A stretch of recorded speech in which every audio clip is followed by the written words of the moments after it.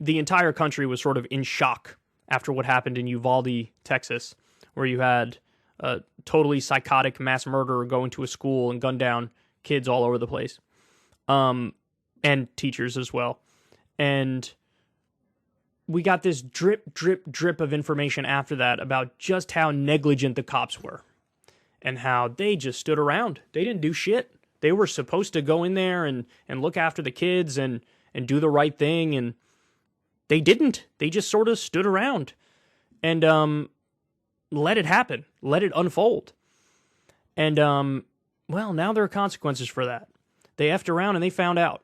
So they say $27 billion, this, by the way, this website here is ksat.com. $27 billion class action lawsuit announced for Uvalde victims and survivors. Charles Bonner of Bonner and Bonner Law, I love that name, is also representing victims in the Buffalo shooting. That was the racially motivated mass shooting at a grocery store where the guy was like targeting minorities on purpose. It was a predominantly black area. Some of the families affected by the Robb Elementary School mass shooting are now part of a major lawsuit. The class action lawsuit, which was announced Sunday, is going after several law enforcement agencies as well as the manufacturer of the gun used in the massacre.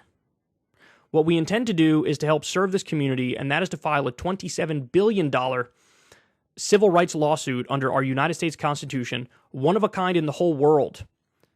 Attorney Charles Bonner of Bonner and Bonner Law said. So let me pause here to tell you guys, look, when it comes to going after the gun manufacturer, I'm not sure I agree with that. I would prefer they go after the whoever sold the gun directly to the mass shooters, because at least in the instance with Uvalde, there was like every red flag under the sun that this guy was intending on doing a mass shooting. He was walking around with a dead cat in a bag. That was one of the stories I remember reading in the wake of it. He was like telling his friends, I am going to do a mass shooting. That's what I am going to do.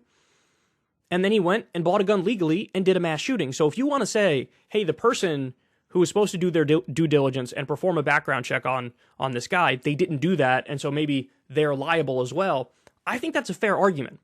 In terms of just the people who made the gun itself, like the gun manufacturer, I do think that's a little bit of a stretch. I do.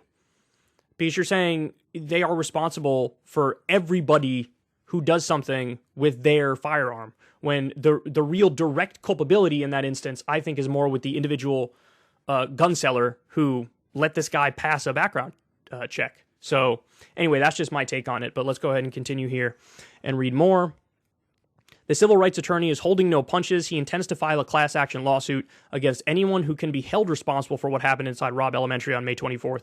Quote, we have the school police, okay, Orodondo, we have the city police, and we have the sheriffs, and we have the Texas Rangers, the DPS, and we have the Border Patrol, Bonner said.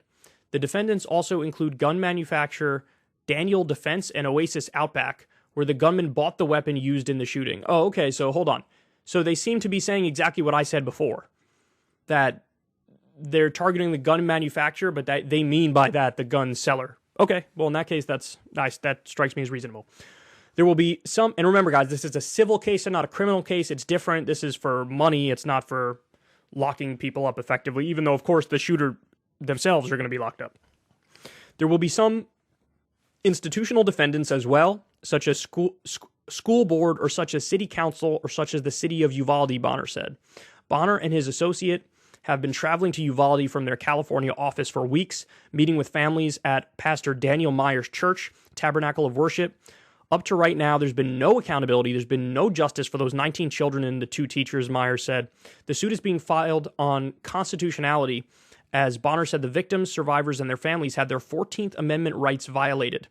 Quote, people have a right to life under the 14th Amendment. What we've seen here is that the law enforcement agencies have shown a deliberate, conscious disregard of the life, Bonner said. Bonner's law firm is taking on this class action lawsuit with a team of other firms, including a local Uvalde law office and Everytown, a gun safety organization.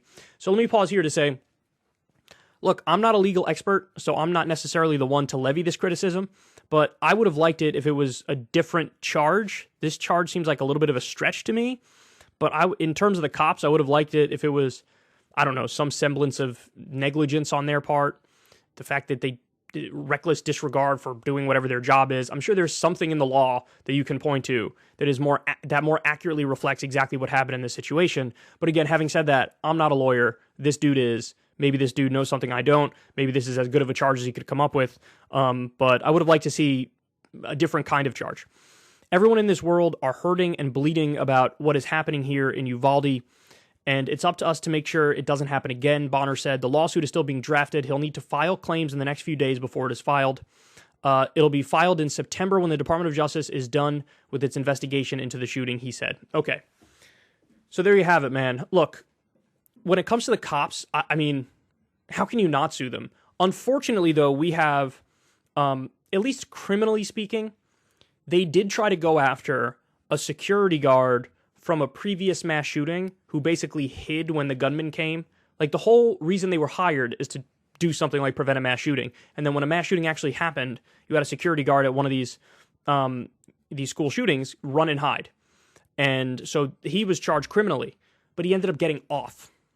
So it appears like criminally you don't have a case, which is kind of crazy if you think about it. But maybe that's why this is a civil lawsuit. And look, I hope they win. I really hope that especially when it comes to those cops, the way they acted was grossly negligent. I mean, they just simply failed to do their job, and as a result of that, there are definitely more kids who died. They were there like immediately. As soon as that guy got there, within minutes, they were there. And they could have just taken him out, and they didn't do it. How many lives would have been saved if they did that? And they could have taken some of the kids who were shot who would have survived otherwise. They could have taken them to the hospital and saved them. I mean, it's just a horrendous thing. Now, they say $27 billion. There is this strategy when it comes to civil lawsuits. It's called anchoring. So you ask for such a high number that if a jury awards less than that, you're still getting a very chunky payday. This is something that chunky? Gross word to use it. Anyway, this is what we saw in the Alex Jones case too. Similar strategy in the Alex Jones case. So, again, those cops deserve to get destroyed in court. They do. They were horrendous. And whoever sold the gun to these psychopaths, they deserve it as well. So I wish these guys well. I just hope that, the specific charge that they're bringing is the right charge and that, a jury likes it, because I think they probably could have come up with some better charges that more accurately reflect what happened. If you want to see me and Crystal Ball interview legends like Noam Chomsky, Cornel West, and more, subscribe to Crystal Kyle and Friends on Substack.